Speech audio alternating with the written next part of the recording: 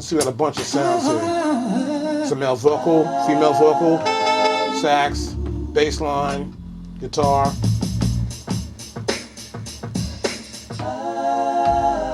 I'm just hitting the pads here so I get an idea what I want to use here in this actual.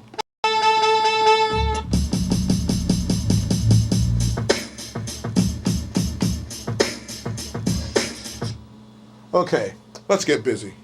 Okay, what's up? It's me, Doc again. How you doing? Thanks again for purchasing another one of our DVDs.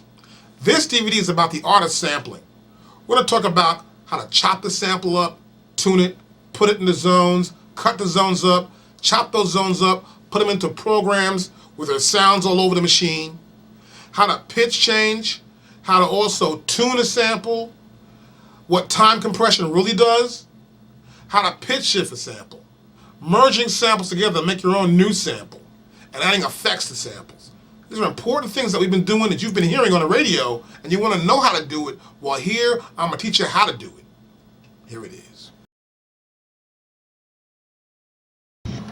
Now, you may want to get the beginning of the whole loop. Now, in order to loop a sample, you have got to get the exact beginning of a sample. Now, most samples will allow you to do this when you go to your start time or the edit point. Here on the MPC, we can move this cursor and move the beginning of it. See the beginning right over here, move right here on this side of our sample?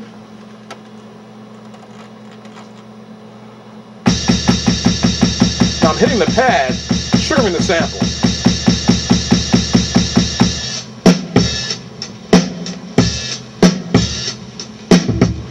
Let me widen it up here, you can get an idea what I'm doing. Here I'm right here. I'm trying to trigger the sample. Now, that's the beginning that I might want to use. I just want one bar. 1, 2, 3, 4. This is boop, boop, boop, boop, boop. I know I want to go right to about here. So next, I'll move my cursor to the end point and move everything back right to where I want my sample to be at.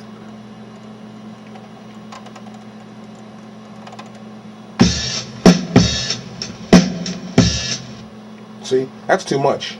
That's 1, 2, 3, 4, 1 again. I want a 1 bar loop. So I'll move the cursor back a little more to get the right size. I'm going right to that, we call a transient, that little peak and valley. That peak right there I'm going to. Now, 1, 2, 3, 4. And I got that one piece I want to get. Now it's important to know where you want your loop to start from. I prefer to start my loops, my most basic loops, from the very beginning of the sample to the section that I actually want to get to. It's very important for me to actually do it that way. It makes it easier for me to understand I'm going to start from the 1 of the beat. And I can also get the other half if I'd like to and make this a separate sample if I wanted to, and have 2 unique samples. Now, a lot of samples allow you the ability to actually loop the sound in this, what we call edit mode. Now, on this machine, we can press loop and turn loop on or off. I can turn it on here in this case. I want to probably take this to the very end. I'll punch a number 0, and I'll have this section here going. I'll hold the button down.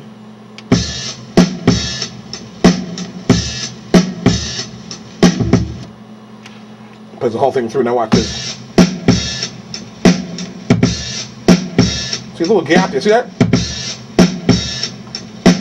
That's because I went back to the top right here. See this here? That piece there is playing also at the same time. So I'm in loop mode here. So I'll turn the beginning back.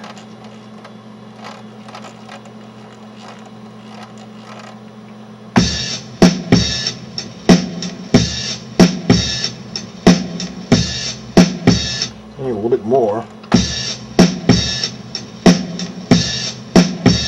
happened to something else. I want to go back further and get the beginning. Now, a lot of samples allow you to see even better. The best thing to do is get a window open, and you can see the actual waveform. See this here? I can see the waveform itself up closer now. I can zoom in or zoom out. It's important for you to see what sample piece you want to get when looking at a sample. Now, a lot of times cats will chop up records and they want to get a kick or a snare from a record or something like that. And what a lot of samplers do, they allow you to have this zoom feature so you can pick the exact piece you want to get from the sample. Now, in this case, I just want to get that bump on the beginning of that bass drum, which is right there. Now I'll close the window. Now, a lot of samples also you can actually move your cursor view. As you can see here, I'm in the 2. I'm going to go to the end. The end right there. And I go to open my window, and here we can see the end of the sample. See that? That says the end, and this is the fine look at it. I can go zoom in closer, and now I see what the problem is. I want to go closer to the very end of the sample, right here where it's at, right on that piece right there.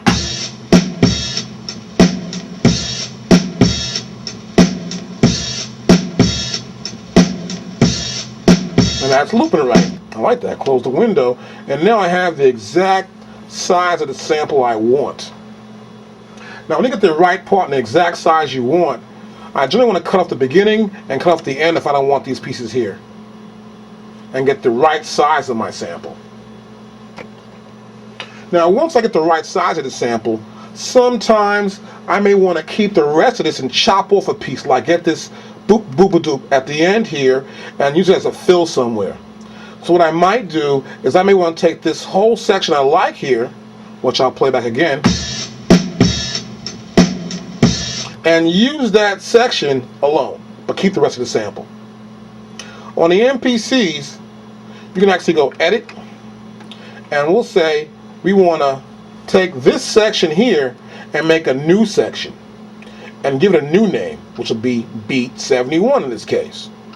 I can press do it, and now we have this sample, as you can see, is drawing the waveform out, and we got just we want here. We'll play it again.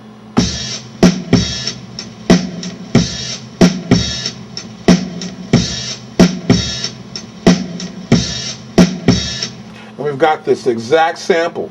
I've got it here on loop mode, as you can see, but that's what I want. I took that sample from the original sample, which is beat 70. As you can see here, here's beat 70. I still have this entire sample intact. So now I can use this section, or make a copy of this section, or make a copy of this little loop piece here and insert it where I want to insert it. It's what we call chopping the beat up. If you want to chop a beat up, that's how we would chop the beat up. We'd find sections we want to get out of this beat. Now we're going to do zones.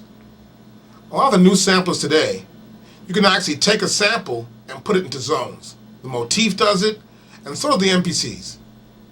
You'll be able to take that sample, and when you go to edit, you can edit and go to zone.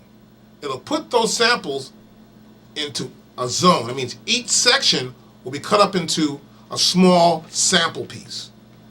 On the MPC2000XL, you can actually take those zones and make them into a program. Now, a program contains many samples.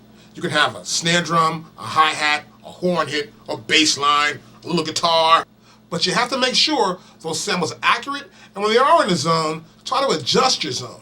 Check this out. Now, some guys say they chop the beat up and do all this kind of stuff to a beat.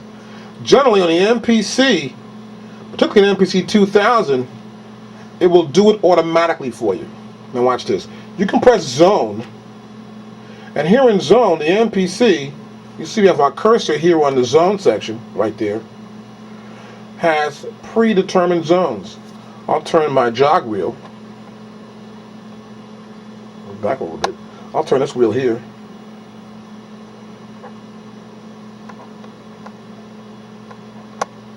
And you can see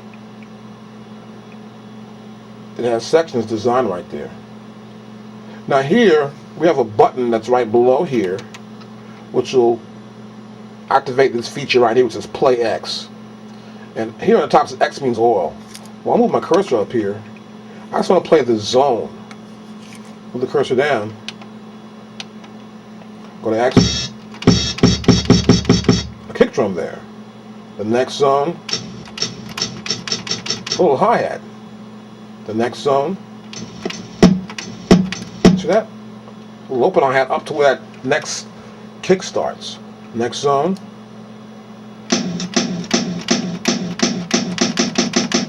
The next zone.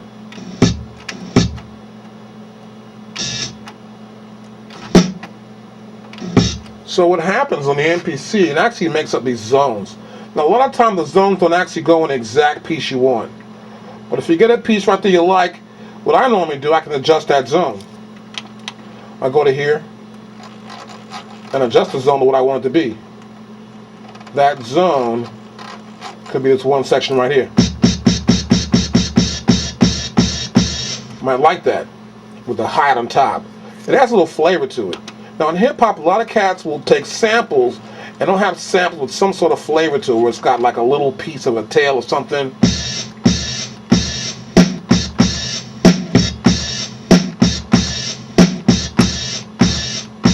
And they may chop that one piece up and use it in the song as part of a sample on top of another sample or within a beat. So it has a flavor. It's got a kick drum there and a little open hi-hat. Now I'll play the zone. See that? And that could be a kick drum in your track. Sometimes a guy will use that as a kick and pick a snare from the loop and add their own drums on top of it. That way, they get a different flavor to their drum sound. So you can make any one of these zones be what you want them to be. You can say, I want the zone to be this particular parameter. Move your cursor over to the start time. Move it back. I want to get a piece of this actual beginning right here of this zone. Play the zone. Same thing. See that? This is a different feel to the zone 11 I had before. See, a little darker than that one. You can pick whichever zone you think is the best zone to use. Always compare your zones. Not all kicks sound the same in a sample. In this case, we're going to make sure that all these zones are exactly the way we want them. And that's how I chop a whole beat up. You can go here. I'm going to press the edit window. And this is our slice. Now this will slice the entire sound up. See? And margin is 30. We can create new program. I put down yes. I'll press do it. And now it's made this whole sample into separate little slices that are in a program. Now in MPC, a program are a bunch of sounds that are in place on pads. Okay, now, it took those samples, put them in a program. I'll press Shift and Program. In this case, in the MPC, a program contains a lot of samples that fit the pads. Now I have each sound right here on these pads. Now watch this.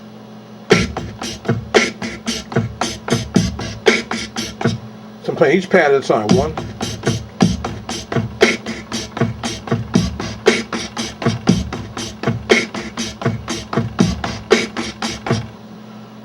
Each sound has been cut up into a zone. Each zone's been put in each one of these pads. And that's how we can chop up a sample automatically. That's really cool. A trick we used to use back in the old days, I would use my MPC2000XL and I would go through a sample, let's say a loop. I would find out where the snare drums were. I'd take the zone, go to that particular zone, then press edit and reverse the snares and put a new snare on top of it. So I have kind of like a where it reverses. Even reversing the sound's really cool. You can reverse a whole sound anytime you want and get a flavor from that sound itself. Check this out. Now we've got this loop in here. We can actually go to zone again. And here, I'll move the cursor back up and we'll play the zone. So that's the zone.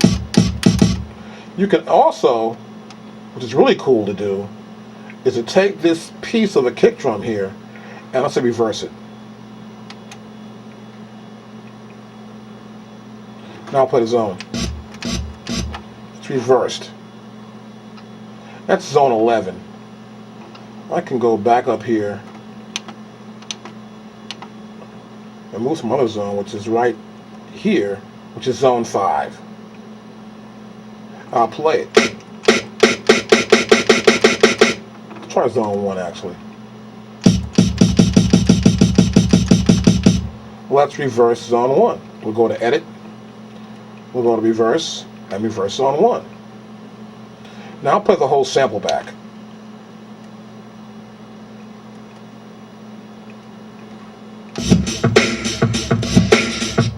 See that? It's got this weird sound.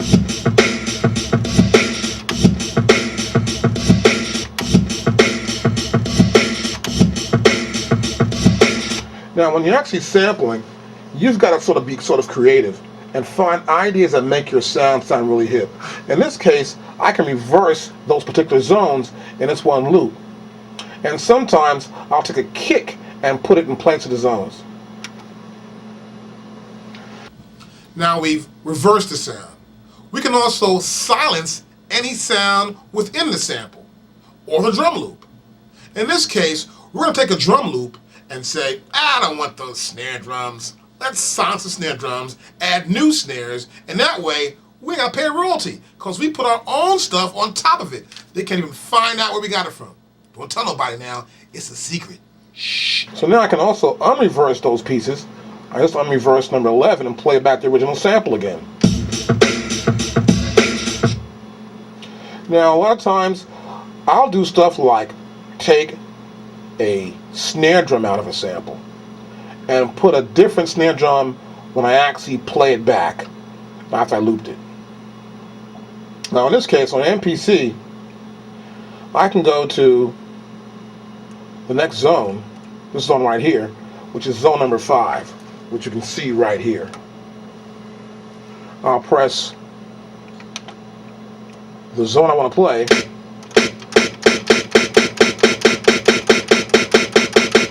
and I can remove that particular snare drum from that part of the sample. Now before I experiment, it's always good to do one thing. You might make a mistake, you might mess up. Go to open window, as you do in all most samplers, and try to copy that sample. Make a copy and call it something else. In this case, I want to call this beat number 2. Do it. Then close the window. I have a beat number 2 now.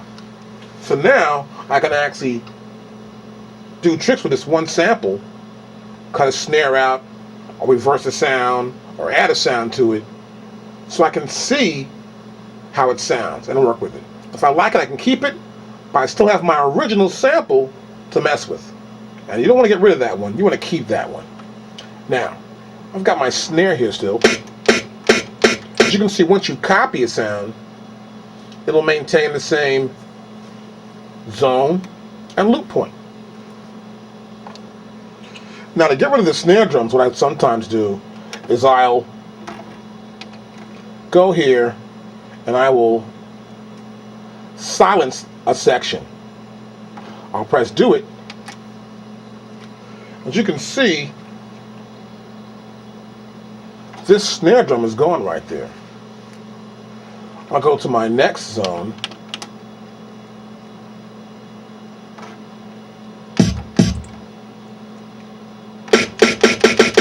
It's my next snare.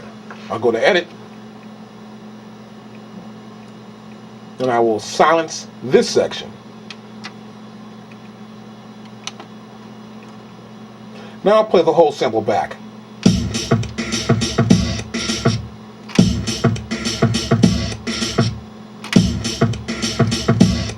Now it sounds weird, right? You got some pieces missing. Now what I like to do sometimes is actually replace it with a different snare, or even take a single sample, like this loop for example, and then slice it up all to different sections and put them into a program or into a drum kit. That's always really cool. You can pick whatever piece you want to use for that particular sample and make the loop become your own. Now on the MPC2000XL and the MPC2000, we have this zone thing going on. We also have this trim section. As you can see, it's the trim section. Trim here is ready to go. And we have the length of our sample already lined up here. Now once you got the right sample, you know the size of the sample you want to use, we can go to press loop. We'll go to loop, and we have loop on here. So you have loop on right there. And the reason why I have it on is because I want to see the tempo of this exact sample. I'll press parameters. And see, the MPC tells us that this sample tempo is 103.4. We can make a new tempo of this particular sample. We can move our cursor over here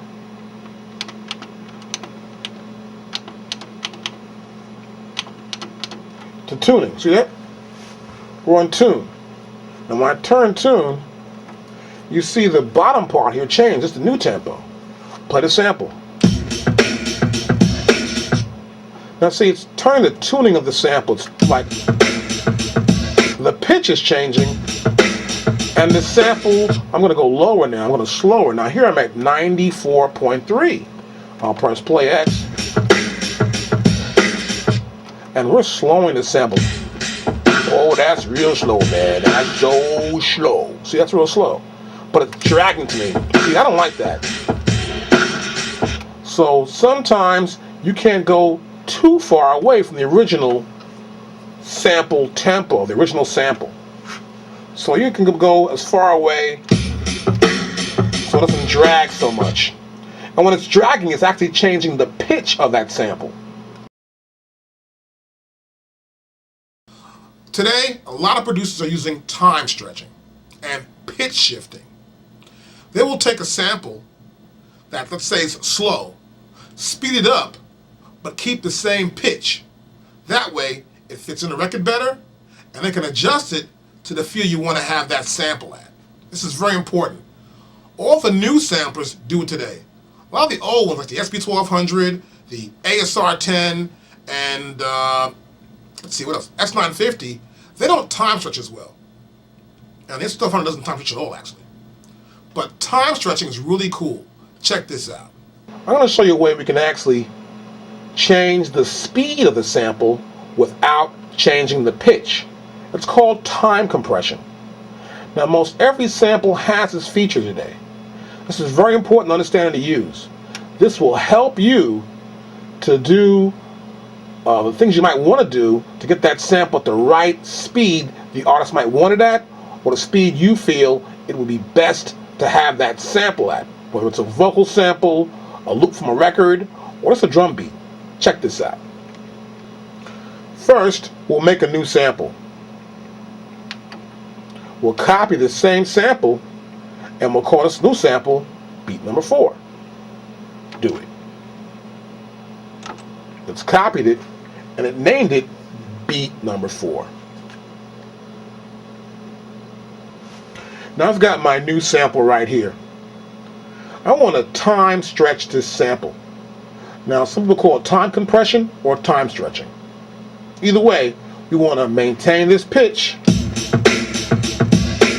but just lower the speed. We'll press edit. I'm going here to time stretch. Now in the MPC, sometimes it'll automatically say make a new name. The new name of this new time stretch sample will be beat 5. The ratio is 100%. Now I'm leaving it this way because this is used primarily when I just want to time stretch a sample without using BPMs. It's important to have a preset. Now the preset on the MPC2000XL is used to get an either not so great sounding time stretch or get the best possible. What happens is the machine has an equation that it uses to make a new sample so it will maintain the same pitch but a faster or slower speed. Now on the MPC, this says low frequency rhythm. A is the preset. We have low freq rhythm B. And we have, oops, let's change it too much there. We have low freq C. There's low frequency rhythm C. I'll press BPM. Now here in BPM, we can change the speed of this sample. I can make it sound, let's see, let's make it sound a little slow. Let's go down to like maybe 85. I'll press do it. And now it's going to process the new sample. The equation is working and it's trying to calculate how to make the sample. Now when you use C, it takes longer than using A or B. And B is longer than A. A is the shortest one. And sometimes I use A just to see how the sample will sound.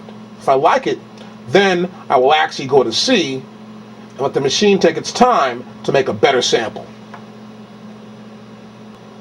Okay, now, here's a new sample, beat 5.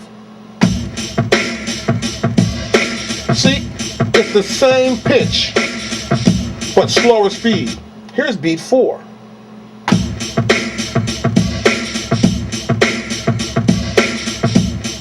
See that? That's beat 4. Beat 5. Now before, when you saw us do it, we would change the tuning. And before, we would just change the tuning. And you would see it go, slower with drag. But with time compression, we keep the same pitch. Now I have this one sound right here, this loop.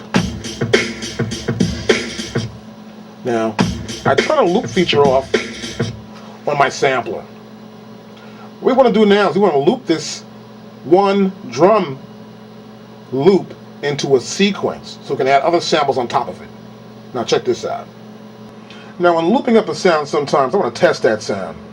And a lot of the samplers today, whether it's an MPC2000, 3000, or 1000, or a MV8000, or a motif or Triton, have a tap feature where you can tap the tempo in. Let me move back here. And we can tap the tempo in right here on the MPC. This tap button. I would normally just play the sample, get an idea what it's like, and then tap the beat in. 2, 3, 4, 1. And that gets me close to where the sample's at. Now I already know on my MPC that sample's actually 103.4. I want to check where my tap is at. Once I get that, there are several ways to loop it. Okay, here I can go to step edit on my MPC. Now step edit means I'm going to be at the first beat, the first bar. Now my levels are full. This is my velocity right here. This is duration, how long the sample was held down, that particular keypad was held down. This is our keypad, which means the pad that I hit. And also, this is 49, which means a note. That's important when using MIDI. So right now, I'm going to make sure I hit the pad in the right step in the sequence. That's a 1-bar loop. So I go to the next bar. This is the second bar. I want to put my sample there also. Close my main screen. Now I know already I've got my sample in the first and second bar. It should loop. Now I'll press play, start.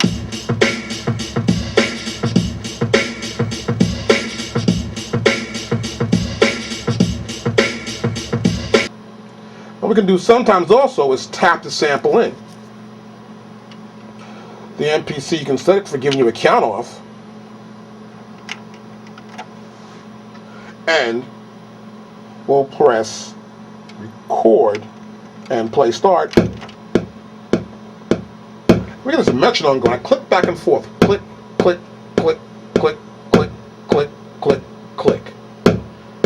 Now my tempo, as I remember from the earlier section of this DVD, as you can see here, my tempo's right here. I've got it set to 103.4. Next,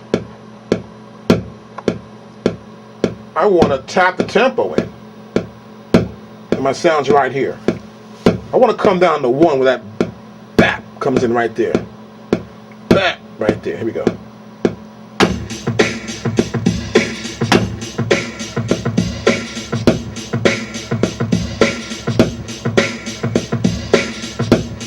Now it's important to make sure that your beat goes along with that click metronome in the background. That way you know you've got it in time.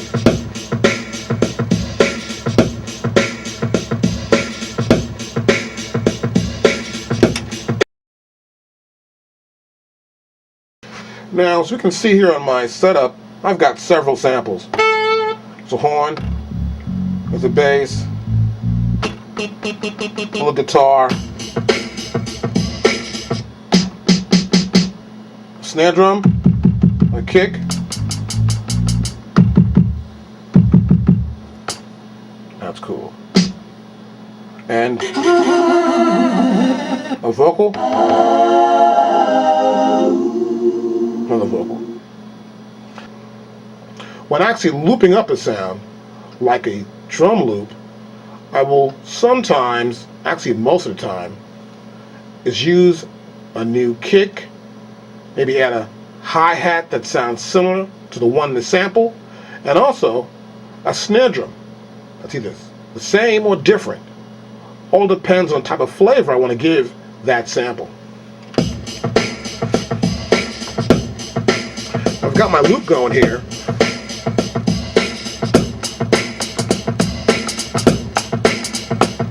Now it's important to know your quantized value when actually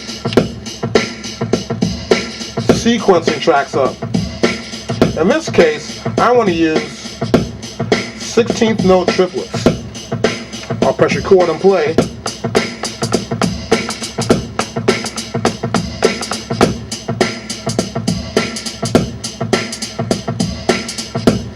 Now this is my snare drum.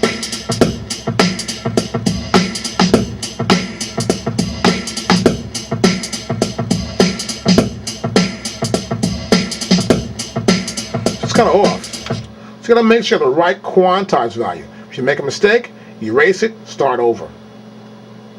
Okay, now I'm gonna try it again on a new track.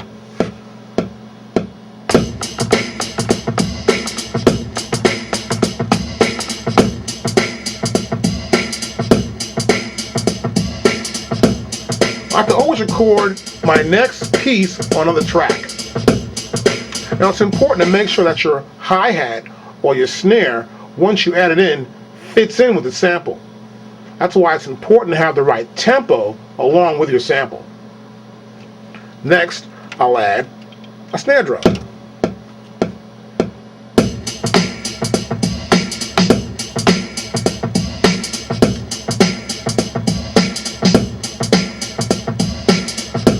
Now, kick drum.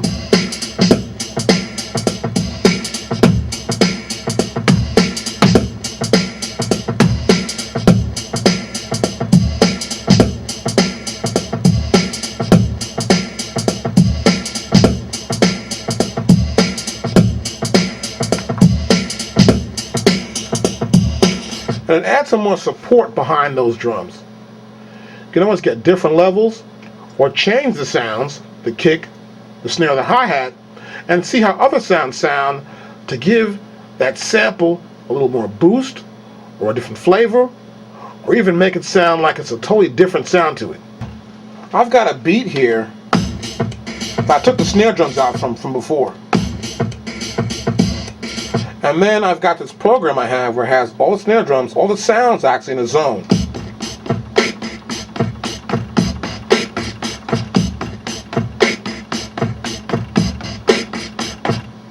Now, as you remember before, that loop, even without the snare drums, is still 103.4. I put it back in my sequence, make sure that's correct. Then next thing I do is I'll press play start. Now you can see that snare drum is missing. Sounds like it's a hole in it. I can add a new snare back in from right here. Then I got a snare drum right here. See that? Right there's a snare drum. From all the pieces I got, I'm gonna use that piece right there.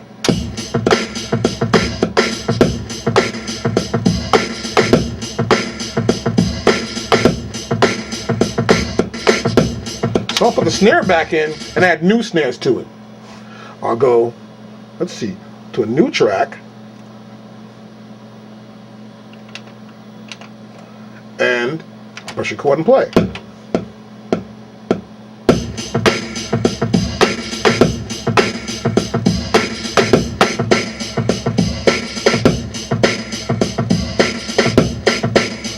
I'll change it around a little bit. I want to make sure it's real tight. Make sure my quantized value is set to 16th notes.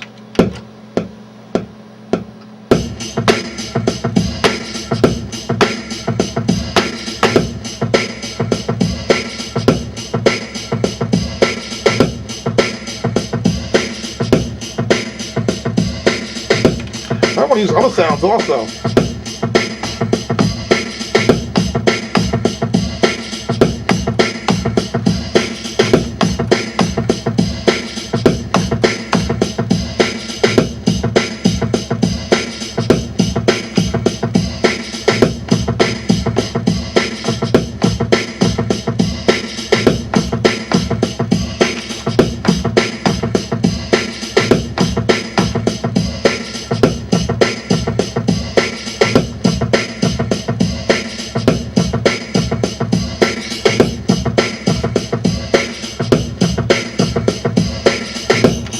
So I use the actual original sample that I took the snare drums from. Then I have all these bits and pieces from the actual sample that I used on top of that sample. I made a flavor all my own now.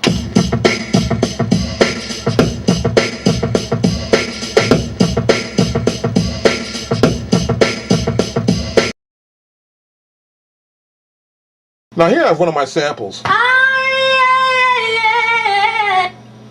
I can play it from right here, press my play button.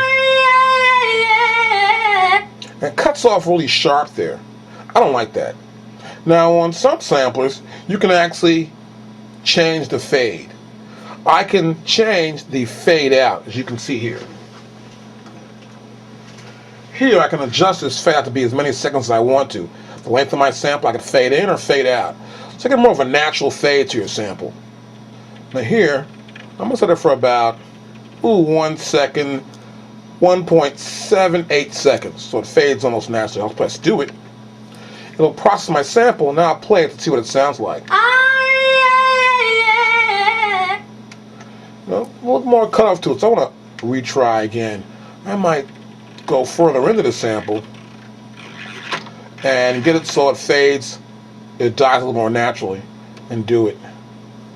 And I'll play it. That's a little better. Now what I normally do, I'll just fade it on my fader when I'm actually mixing my track. Now sometimes you want to join two samples together. I do this sometimes. I want to make two samples into one long sample instead of having to place them together some other way. Now I'll take the other sample I have here, lower that down a little bit. Baby. I got this one here.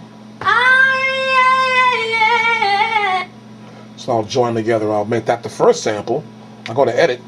And in this sampler, we can actually join two samples together. Out of 12, I'll make one 13, rather 14, sample 14 will merge the sample 12. I'll press do it. And now it'll process it for me. I can play it back. Baby. And you can merge samples together whenever you want to merge them, get the right length, and you can make your own samples up. It's really cool. Now here I have one of my samples. I can play it from right here, press my play button. And it cuts off really sharp there.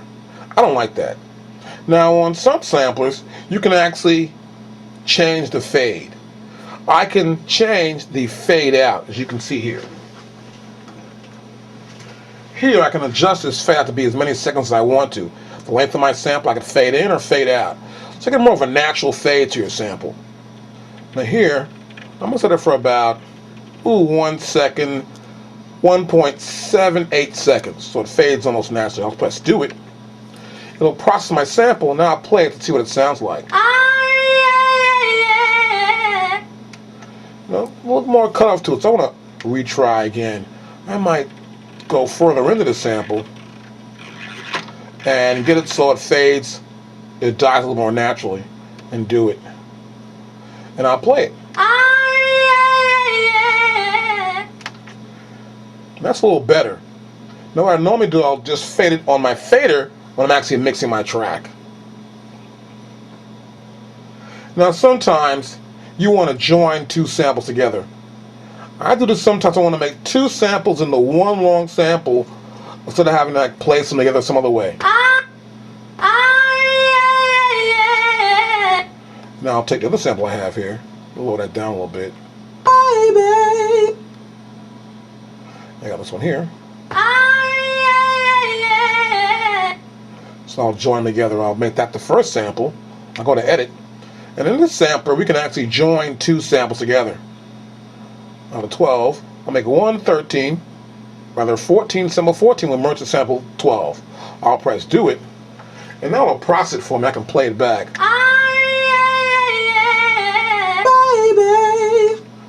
And you can merge samples together whenever you want to merge them, get the right length, and you can make your own samples up. It's really cool.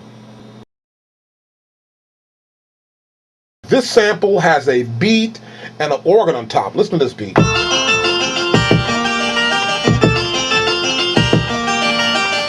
You can hear there's a beat there in the sample. Now, I like to filter sometimes when I get a sound that sounds kind of crunchy like that, and it's a little bit above the beat, as you can hear. I'm going to go to a filter here on this particular sampler. Now, this is an MPC2000, and most samples can do this. The new modern ones can actually do this filtering thing, or actually EQing this sample. Let me go to my, let's see, I'm going to press this button right here, my program section, and I'm here in my filters, as we can see right here. As you can see here in our filter section, and my filter type is off here. Where's my sample? There it is, right there. Now I'm going to filter it.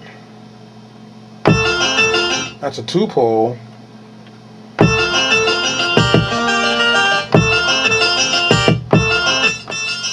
Hear that change? The difference there? So I can change the sound, then boost it, and the beat is a little bit lower. It's a lot lower actually. I can still use my sound along with my beat. I want to pick the right EQ I want to use. So you can change it, get a high pass filter, or notch it out. So we're actually changing the filters here. I may also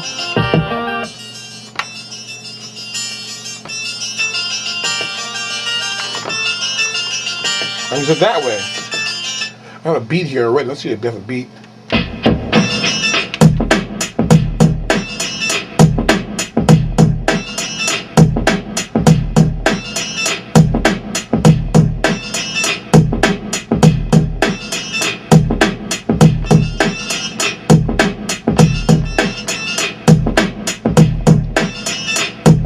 So I can use a little bit of that sound in a track. Here we're going to mixer on this machine.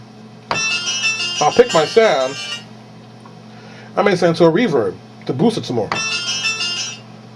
and turn the reverb up. And you can get a little effect on top of that sound.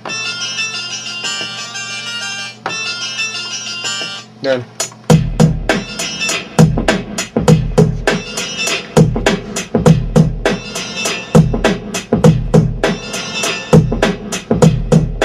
now, a lot of times using samples, it's good to be creative.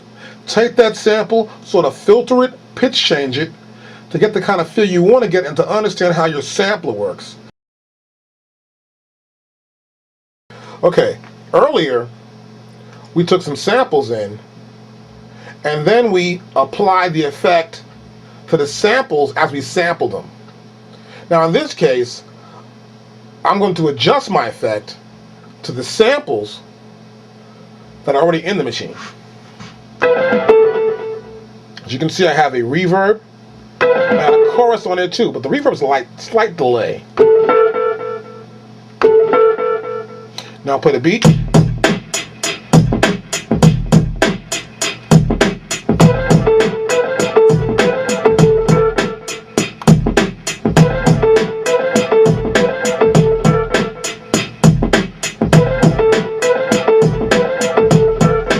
And I'm going to adjust the effect right here.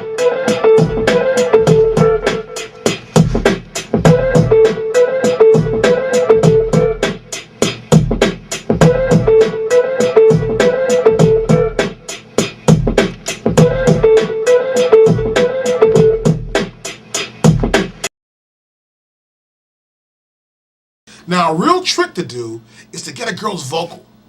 Now, some girls don't sound so great. You know what I mean? They look fine, but they can't sing. But them big ones, oh man, they can sing like, like butterflies. So sometimes you want a girl sound really good. This is going to help you out a lot. You can take that sample and actually pitch shift that sample up of the little vocal she did that did sound good. If that one vocal did sound good and you pitch it up, you'll have two separate vocals.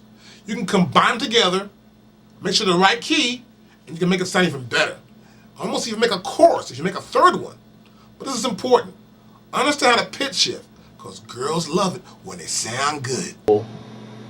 And you could pitch it up, but leave it the same speed. Now before with time compression, we actually made it a slower or faster speed, but kept the same pitch. This is reverse. Now I've got this really slow beat here, right? I'm going to press edit. And now I'm going to pitch shift this sample. Here's my pitch shift and my adjustment value. I have a preset like I have with the MPC2000. Now some of the newer machines actually come with presets like the MV8000. The idea here is to try and change the sound of what you're actually listening to by pitching it up but keep the same speed. I'll press, let's go and make it real quickly. I'm going to press like A. It's going to be in percussion at the A preset. This way I'll do it much faster. And now I'll play back the new sound. See? I'll play the old sound. More draggy and but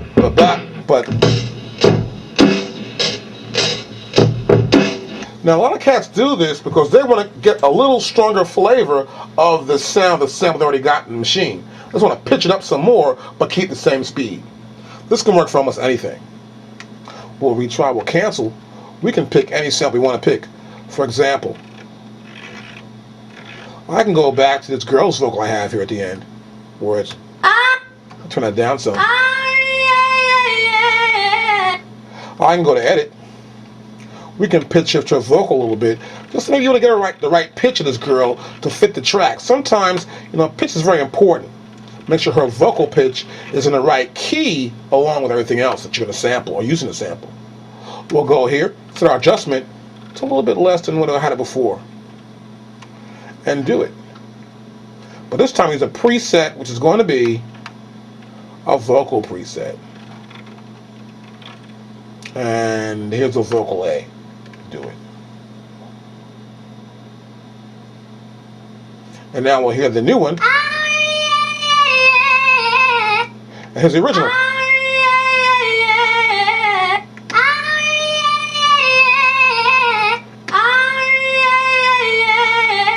Now they're both the same speed, just different pitches.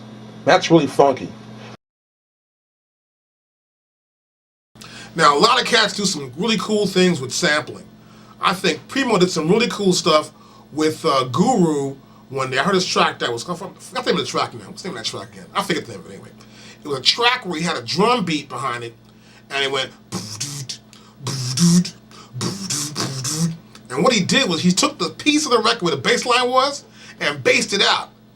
So all you heard was the bass on that one piece of the record.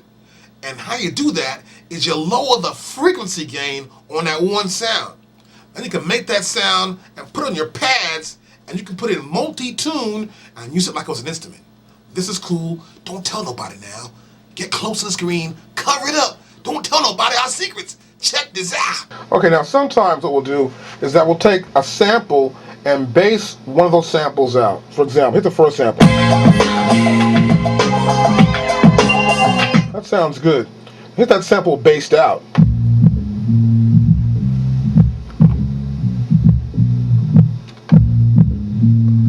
You hear how deep that is? You still hear some bass in there, but it's still in the sound. Then we'll move it with the beat. I put the beat on now. Back to here.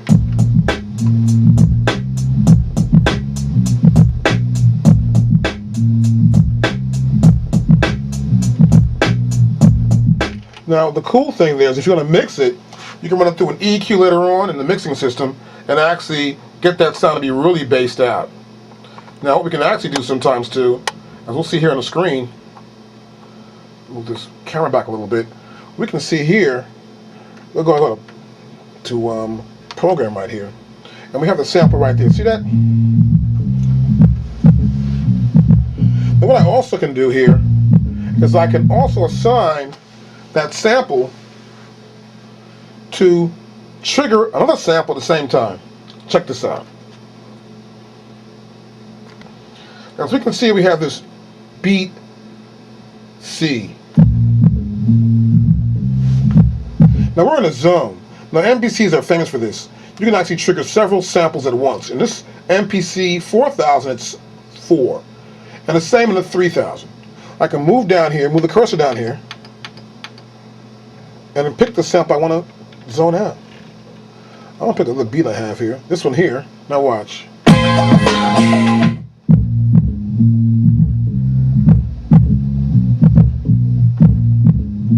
I'm actually triggering both those samples at the same time.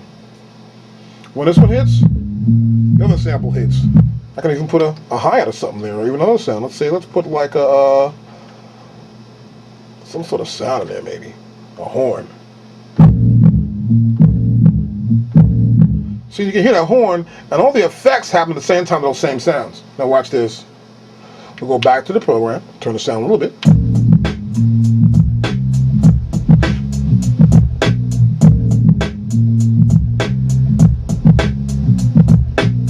So you keep adding sounds